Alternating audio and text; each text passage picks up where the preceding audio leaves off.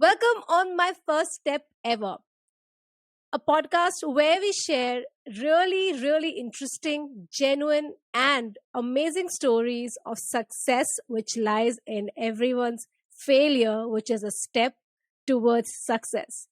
We over here try to define failure as the most important step towards success. But what you do with your failure is exactly what decides if you're moving towards your success or you still have a bit of time to move towards it. So, on this episode of my first step ever, I am extremely thrilled and excited to welcome a really outstanding woman. I'm going to share with you the journey that she has been, but I'm so excited that she's here with us. Please join me in welcoming Dipashree Das all the way from India. Hi, Dipashree. Hi, Shani. Thank you so much for having me. Thanks a lot. I am so excited. I think before I say anything about you, I'll just drop the mic on this note, if I could, that we have content and head brand marketing of Netflix with us. I think a lot of you who love binge watching would be interested to know person who's driving all these amazing stories, campaigns behind it all over the world today. But moving on, she is more and much more than what she's doing. It's more her character, how what she has built so far, and what makes her Dipashree. So Dipashree, she has honed her content skills as a business journalist and a producer at Channel News Asia, Singapore, and at NDTV Profit India. She started her career at Hindustan Unilever, overseas overseeing brand innovation for iconic brands like Liril and Breeze. Now, I would also like to say she has amassed a lot of amazing titles, awards, some of them being Top 30 Women in Content Marketing 2022, Asia's Women Leader 2021 by CMO Asia. And there's lots, many more that I think you would be interested to know about her. But before we get into anything more, this award winning market leader, I would like to ask Dipashree, let's go back in your childhood days. Like, let's talk about who were you when you were a kid and what shaped your mindset back then. Thank you, Ishani. First of all, thank you for such a glorious introduction.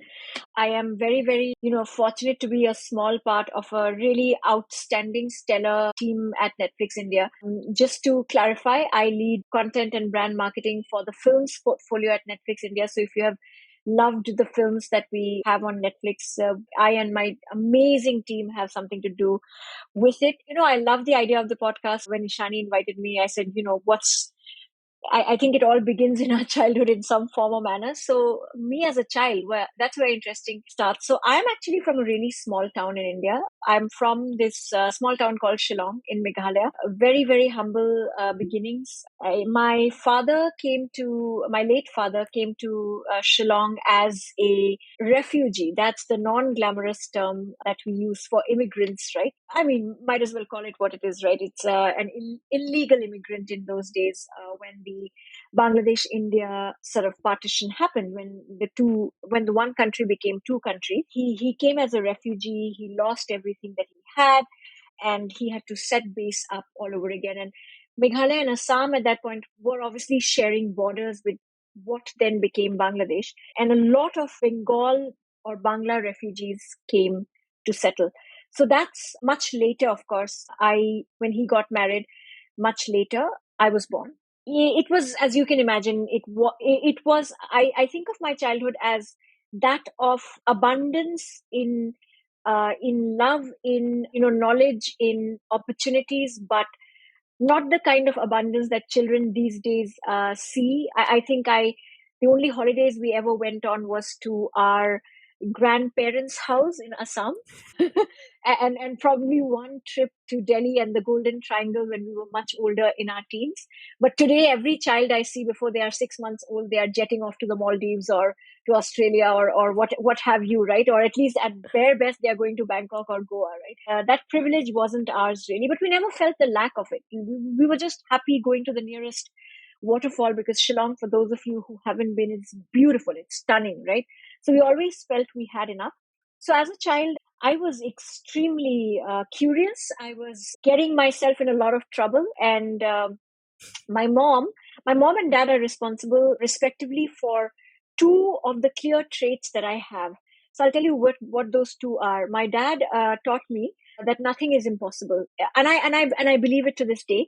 He taught me that you can have anything that you want, and in a good way, right? Not at the cost of other human beings, or causing misery to others. But if you choose to be something, and if you keep your focus on what he used to call the eye of the bird, and we can talk about, that's a reference from the Mahabharata, uh, you can have that. You can be that person. You can have what you want. And I, as a child, just thought, if my dad's saying that, it must be right. Okay, I never questioned that.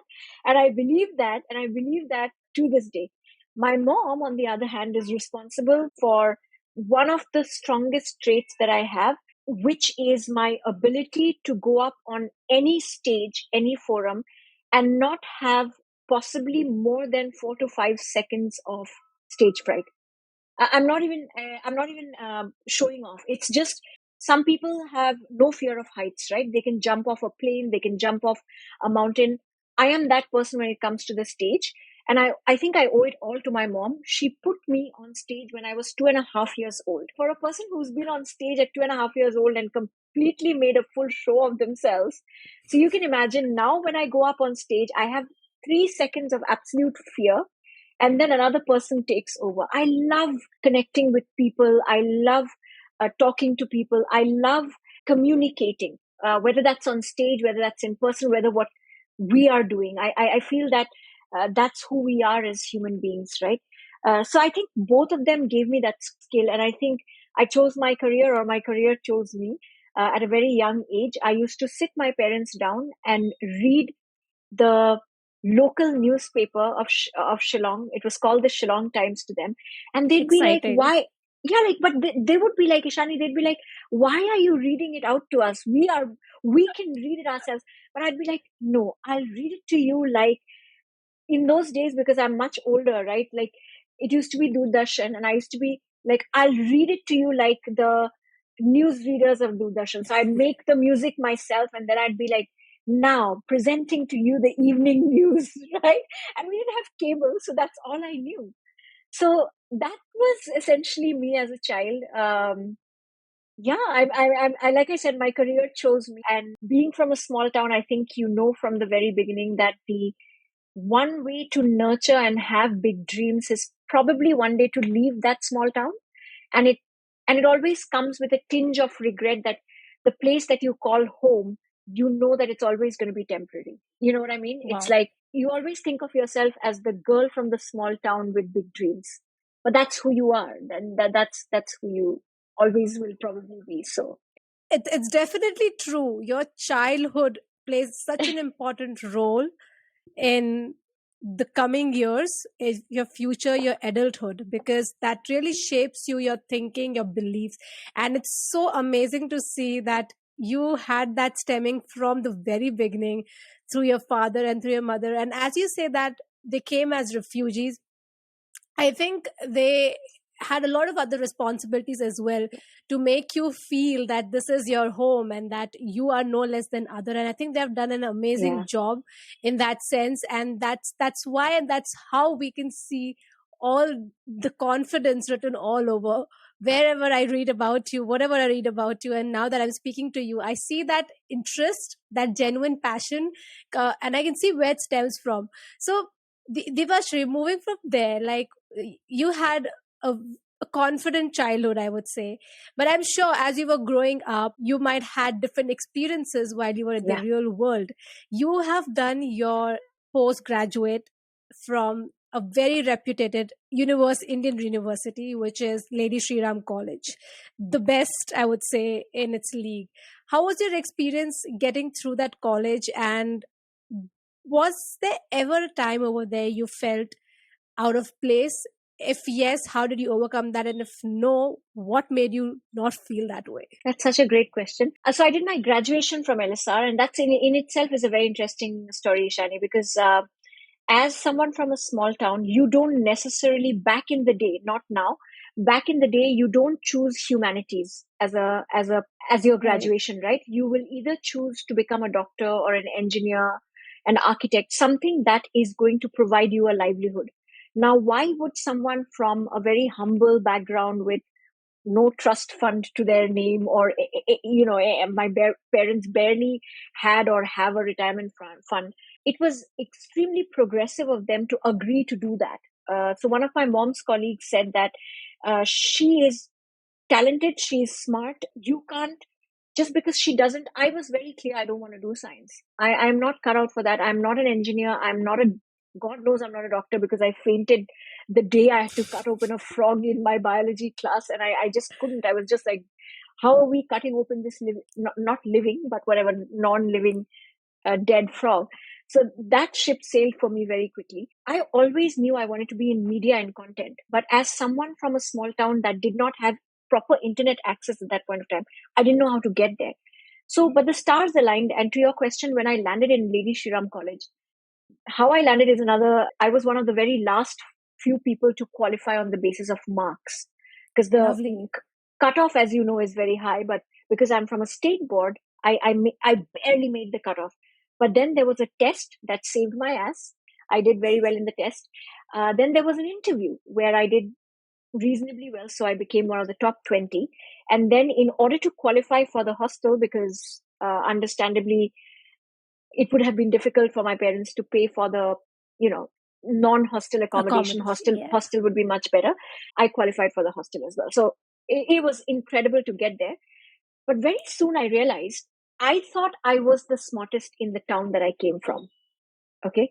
I was acing all the debates. I was, I thought I was the cat's whiskers. And then I come to Delhi, to what you have rightly said is one of the best colleges. I did not know that I was getting into one of the best colleges. I just thought, thank Oh, God that I have gotten into one of the colleges, right? And then I realized everybody around me is the best from where they come from, right? And I remember the exact moment that you're talking about.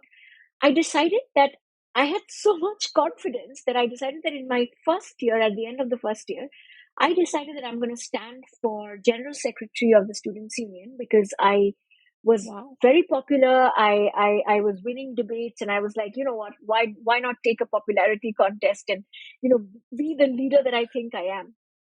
And I still remember, and that's the moment that I think you're asking for. The two girls before me, they were all from Delhi Public School, Arkipuram, the probably the most famous school in all of India. So they went up, they introduced themselves, they said, we are the head girls of DPS Arkipuram. Another one said, I am the head girl of Wellam Girls, and all of that. So I went after them and I said, well, I am not the head girl of either DPS Arkipuram or Wellam Girls. I am the deputy head girl of St. Mary's Shillong. Most of you don't even know where Shillong is. But here's what I'm going to do for this college if you chose me. So I think the trick that I learned very early on is not to focus on where you came from or what you don't have, but what you can do and what you can bring to the table. Because where you came from can very quickly be diminished basis the surroundings that you are in, right? So today, let's say we are playing, you are based in Australia. So the talent pool in Australia will be very, very different from, let's say, the talent pool in India. Or likewise, the talent pool in APAC will be very, very different from the talent pool in India, right? When I go from APAC to, let's say, Japan, and I meet my colleagues in Japan, their sensibility, how they think about technology and art and the coming together of the two is very different. So if I keep to where I am versus what I can bring on the table, that's going to be the differentiator. Now, with the benefit of 20 years of hindsight, I can tell you all that. But on that day, frankly, I just wanted to win the election. I just wanted to win the election because I knew how much support I had, and I knew how strong my candidature was. And I knew that I wasn't going to win the election basis who I am. I was going to win the election basis the plans I had. So that was the one day where I probably felt a little underconfident. But I can hand on my heart tell you that I was probably the most confident in college. For some strange reason, I just couldn't care less. I was just like, this is who I am, take it or leave it. It was, you can call it the folly of youth. I didn't care that I came from Shillong and you came from Delhi. I was just like, this is me. I think after that, a lot of life challenges get thrown at you. Like you said, you come out in the real world. But yeah, that moment felt like it could either take you down, or you could say, yeah, so I'm from Shillong. Some of you think it's in Sri Lanka because you think it's Ceylon. We had a little laugh about it, but this is what I can bring to the table. So I owned the moment, I think. LSR changed my life. I owe 50% of who I am today to that college. So I don't think I'm ever having kids, but if I ever had kids, I would, if I could, send them back to LSR, because that place changes you for the better. Awesome. So I see a few traits over there that I would really like to highlight over here for our listeners and for our viewers, the youth across the globe. I see sheer hard work, that you really, really worked hard and you did not really think about anything else except your goal at that point in time. And you knew what your current situation is, what are your ends, what are your means and resources that you have, and you eyed for the goal and you achieved it. And when you moved ahead, there was a time when you felt that there are things around you that might not be, that might not be helpful for a lot of people. I think at that point in time, it's always a place where you feel you're not good enough, you feel underconfident, what will other people say? And these are all natural thoughts. And that's just a kind of thought process that every teenager or the youth goes Yeah. through. I think you might have, but you had your own strong, confident upbringing that you always had. And I think more than that, this is what I feel. It was your passion to just do it, and you really Yeah. liked what you were doing it. So Yeah. that's how 100%. I see. Yeah, that's how I see things moving ahead for you at that point in time. And I really like your courage, I would say, because every time you do something like this, definitely there is a factor of fear. And as you very genuinely mentioned, that every time you go up the stage, you have that 3 4 seconds of fear, and that's so natural. But then Yeah. this amazing person takes over. So I'm so glad to hear that how things, carved out for you, how they shaped for you, and only because you worked hard, you really eyed that goal that you had. I think that's why things worked out for you. So Yeah. that has been really interesting, knowing how your, university life had gone by. And I think from there, once you found another self, as you just mentioned, that really contributed to the 50% of what you are today, how was your the next few years, like up till coming to Netflix? What were you most excited about, and how did that change you or shape you at that point in time? So, that's, I mean, until between college and Netflix, I mean, that's pretty much all of my career. But I think something so interesting that you pointed out, Ishani, um, especially for women, I'll point this out, and I'm not trying to make it at all about gender. I'm sure men go through self doubt as well, especially for women. See, the world's going to doubt you. Okay. Don't add to that list, is all I'm going to say.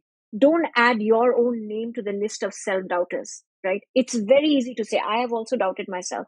Then I've gone to the other extreme where people have said, oh, you really love yourself. And then I've looked them in the eye and say, so.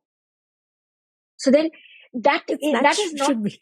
yeah, that is not to say that I'm blind to my own flaws.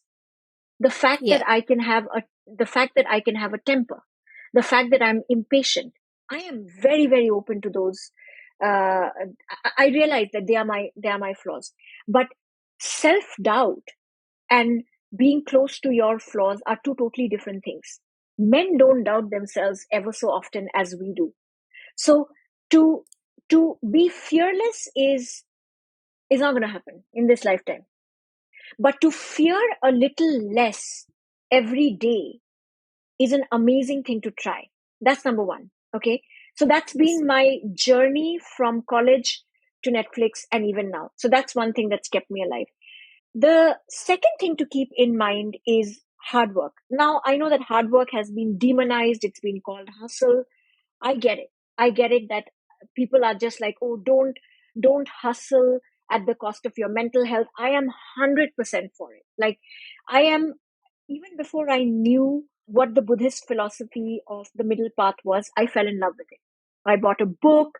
I started meditating. I'm not a Buddhist, by the way. I'm born Hindu, but I think I gravitate between being Buddhist and being Christian. Probably Christianity, because I went to a convent school and we used to go to the church every day in the school, and Buddhist because the philosophy of the middle path is just so strong for me, right? Everything in moderation, nothing in extremity. So what is the philosophy of moderation? That the middle path where you balance everything is the most beautiful way of living. So you don't do anything in extremity, right?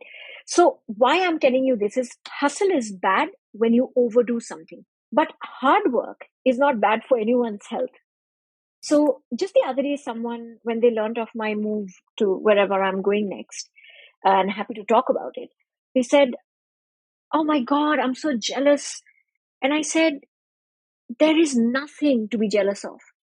I will tell you what it has taken to get to where I am, and you will probably not want to do it because you see the final step and you say, I Always. want that. But if I told you what it took, the decisions I made, the things I've said no to, the roles I have said no to, the incredible roles I've said no to say yes to this one, the parties I've said no to, the hours I have stayed late, right? The papers I have written, the number of hours I've spent building my personal brand. You want to do that? I'll tell you how to do that. I am very open about sharing how to do it. You know why? Because the problem is I think we just think of hard work as a bad thing. We think of hard work as a boring thing. We think that maybe, forgive me for saying this, maybe sitting and watching Netflix is a more beneficial thing to us. Yeah, sure, we all need entertainment, but no one successful got to where they did by doing only their 9 to 5. After your 9 to 5, there needs to be a 5 to 9 or a 5 to 7 or a 7 to 9 where you fuel your passion. It can just be 3 hours over a weekend or just 1 hour every weeknight. However you want to do it, however big your passion is, just do it and see how it accumulates over the years. And it will accumulate is my guarantee. But discipline, oh boy, that thing that people hate the most. They're like, but you don't look like you're disciplined. I'm like, why? Because just because I like to have fun doesn't mean I go back home and sit for that 1 hour that I promised and write the things that I do. And that's essentially what I think sums up everything that brings me to whatever little I have achieved, which is, just to summarize for you, not look at hard work as a monster. It's not. It's just really sitting yourself down, playing some nice cool music, having a nice cool drink, getting yourself into a mindset saying, I'm doing this for my good present and my good future. And I'm doing it because I really like it, right?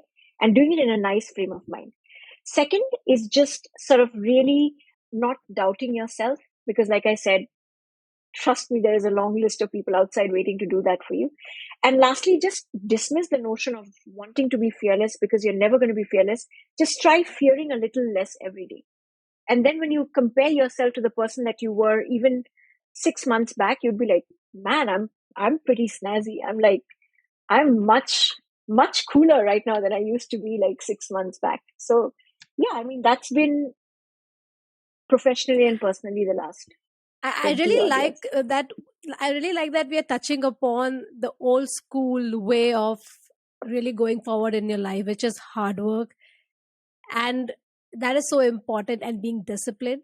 And I think doing a small thing every day, but improving in that small thing every day is what leads to success. And that's exactly what, Dipashree, you have just narrated to us, your story, your own story. And I see that you're so much involved and so much into brand building, your personal brand. If you guys are really interested to see what Dipashree is doing, you must check her profile out on LinkedIn. I would really say it's amazing. Besides that, Dipashree, what I'm really, really interested to discuss over here, because I think what you said was so amazing, that you will never be fearless. You will have to fear less each day. You will always have the fear. So that was an amazing thing to maybe, think about, to ponder upon, and make a little bit of effort from our own end. But what I'm really interested to know from you, has there ever been a moment, maybe just one incident, where things just were not right for you, and you felt like this is the end of the line. Maybe I think that might not be the kind of case with you, because I feel like you're quite a confident person and you might have bounced back very, very soon. But if there's anything that you would like to share with our young listeners today that can really help them if they are into that deep end with any situation that they are in today. Ishani, can I tell you, there have at least been 5 such big incidents in my life. I'll not bore you with all of them. And they have been a mix of 3 very big personal turmoils and 2 very big professional turmoils. Let me speak about one of the very big professional turmoils that Lovely. happened back in 2009 when I first moved to Singapore. And this was the height of the economic recession that was happening. When the entire bear market first happened, and being very brave, I decided that I'll move to Singapore on the promise of a job. And unfortunately, that job did not happen. At the same time, what was happening was that I was doing very well at my job at NDTV. And in order, they were very kind. They wanted to retain me. So they had offered me a really exciting programming head role, which I, said no to because I absolutely wanted to, be in Singapore and all of that. Ultimate rock bottom low. I mean, I will not go into the details, but my personal life was in absolute shambles. 2 years later, my marriage fell through. We went fairly painful divorce. And I remember going from someone who was fairly successful early on in her late 20s to early 30s, feeling fairly professionally validated and personally contented, to literally having both being taken away. So the way I think about that is, I went from having everything to going and living in my friends' houses for 6 months in Singapore. Now, and I can tell you, this is just, I told you that there have been 5 of such incidents in my life, and all of them have happened in the last 10 years. So I do not take them lightly. And I just think that when I say this, you got to roll with the punches. I also do not say it lightly, right? I think that when that hit me, I did what I think anyone would do. There is no rocket science, no magic pill, no silver bullet to this.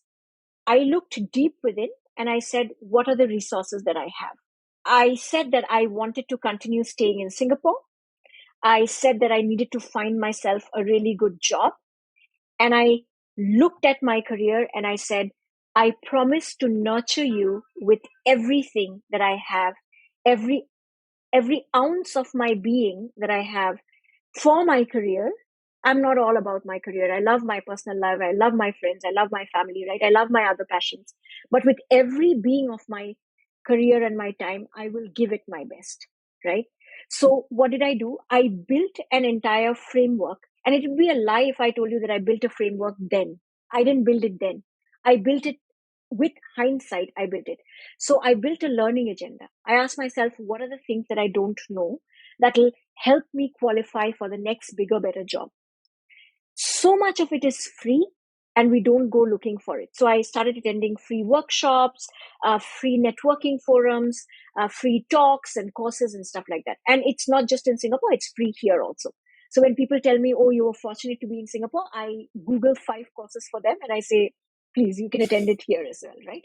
Number 2, mentorship. So I sought out mentorship from a couple of people and I said that, could you help me? Because I am a little lost. These are the skills that I need to acquire.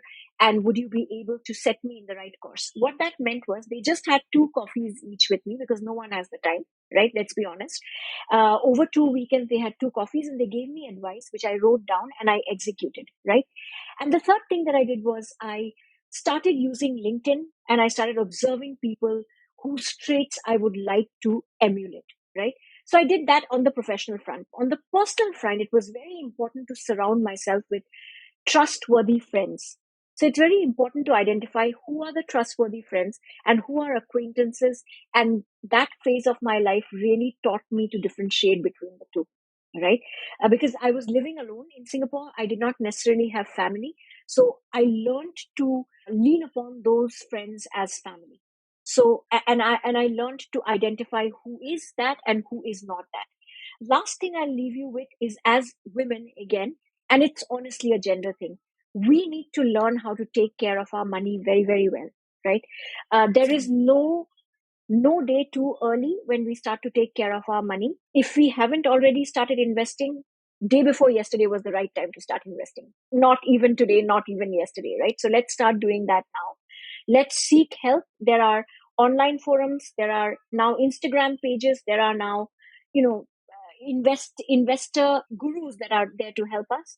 So let's get that help. Let's be financially secure. I wasn't financially secure when my life fell apart. So I had to make some really tough choices. But now when a friend goes through similar situation, I'm like, okay, sit down, let's talk. Because I feel like I have the framework and I can help them, and they don't need to go through the same, pardon my French, shit that I went through when I was much younger, right? And I would like for them to not go through the same shit that I did. So I think, trust me, there is so much darkness that everyone goes through. Some of us don't talk about it openly. I am very open about it. Like, there is a book that's been written about it. So you can't be more open than a book. But yeah, like I said, there's a total of 5, 6 such incidents that have happened in the last 10 years. It is what it is. Life throws you lemons and you make tequila with it. So First of all, Dipashree, I would like to say that thank you so much for sharing your really, really deep rooted personal experiences. Whenever that happens on this show, I feel really happy that, in a way, that everyone who we have over here, they are able to share their most vulnerable point in their life, and that is helping out so many youngsters out there. This also makes us feel relatable, and also makes us understand that each one of us, be it whatever phase in our life, we are going through similar or the same struggle. yeah, But what is really amazing in your journey is to see that definitely you have gone through a very difficult phase, but then you just took a step back, and then you thought that I need to work my way through this. yeah, There's no way that you're going to live with that feeling of not being able to go anywhere from here, and that you have to make your life worth living, the worth you. It was so good to know that the kind of framework that you have established. And I really like that you are really touching upon a very important factor for everyone, especially women over here, is to take care of your finances, that yeah. we are actually not taught about. So I was actually quite very, very engrossed in your story when you were saying, because I was like learning a lot of things over there. And congratulations to whatever you've done so far. It was definitely not easy, and I wish you luck. And I think I'm really going to be just standing on the side and rooting for you for whatever you do in the future. I mean, I have a lot of questions to ask, but I know that we need to wrap up a little bit soon as well. And probably I would be more than happy to keep following you, and also invite our listeners and our viewers to know a bit more about your journey, because I think successful people like you who have gone through failures but have taken failures as the next step to success is something that we all need to learn from. The mindset needs to change, and I can definitely see a leader in you, only because you are always ready to help the other person not go through the wrong way if you can help them, and always leading by example. And I think I that's the trait that you're looking for in a leader, in a really good leader, that you always setting an example, you're leading by action. That's the best kind of leadership that I think I resonate with, and I can see that in you. Before we wrap up, I always ask my guest speakers to leave us with top 3 tips for for our listeners, but I want to do it a little differently with you. Imagine that probably you must have gone through this situation n number of times. If you are interviewing someone, a youngster, for a Okay. post in content brand or in marketing, the sense is that you're interviewing, what are the top 3 traits that you will see in that person that you think that can help that person go far in their career?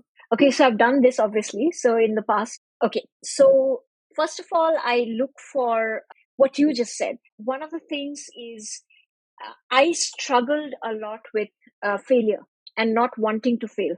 Okay, comes with the fact that when you have limited resources in life, you know that Eminem song where he says failure is not an option. ridiculous. This is my only chance. And you're telling yourself, this is my only chance. It's not, right? So I reframed failure in my head last year. I told myself, and maybe your listeners and some of us can do that as well. Failure is an incredible opportunity to learn something and learn to do something in a different way, which we wouldn't have if we hadn't failed. That's just what it is, right? Now, I look for that in a person, especially in the past few years as we have interviewed for the team and whatever occasions I've had to talk to people much younger than me, often times 10 years younger than me, right? That's number one. And number two, what we look for is curiosity, just unending curiosity. Curiosity it's a broad umbrella. It means you're curious about the job, but not in an academic way. It's not like, like I've seen the JD, the job description, and I've just done a tick mark on that. We can, or at least I can, and people far more seasoned than I am, they can smell that from a distance. Like when someone prepares for the JD, especially like in an interview, they are like, just like in the first answer, they are like, yeah, okay, we know what you're doing, right?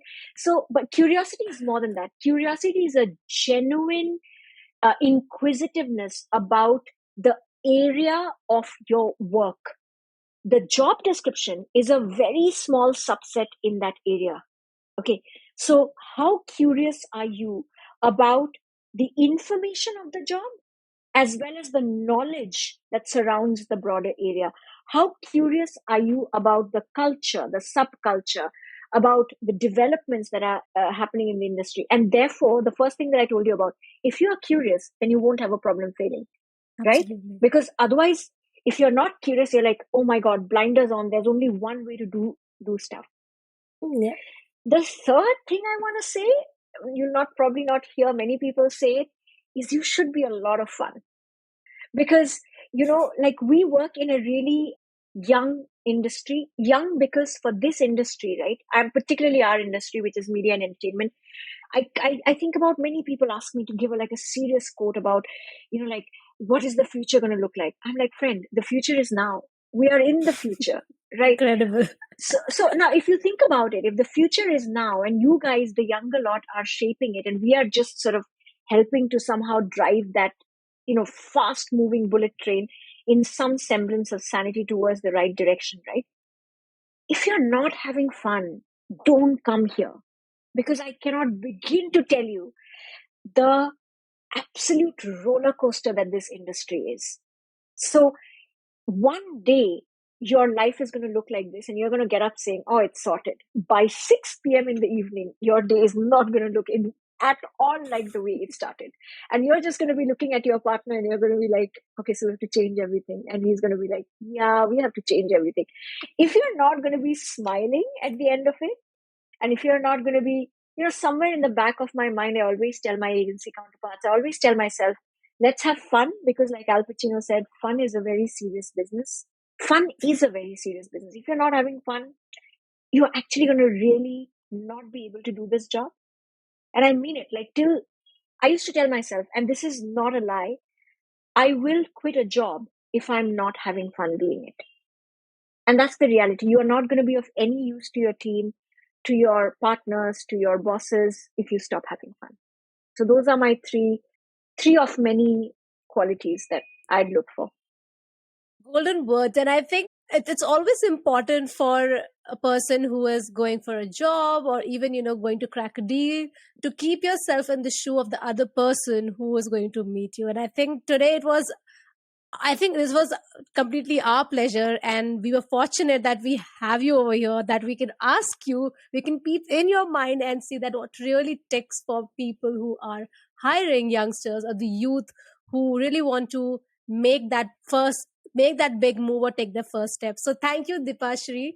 I have enjoyed so much just listening to your story and how marvelously and I wouldn't say effortlessly, because I think there's a lot that goes in, but it looks like that you have effortlessly put in a lot of efforts and it has gone a really, really it's gone very well from where we can see, but I'm sure that there's a lot more to your story. And I hope and wish that probably we can have you again and might discuss something more about brand and content. The queen that you're the queen of brand and content, and I would love to discuss that. I'm just, one of the many, many. I do not think of myself at all as a queen, but this is my playground. I'm just having a lot of fun doing what I do, and I'm very happy to come back anytime you want me to. Thank you so much. And do you have any favorite quote or saying, whatever you like? There's no pressure on this one that you like to share with Yes. our listeners.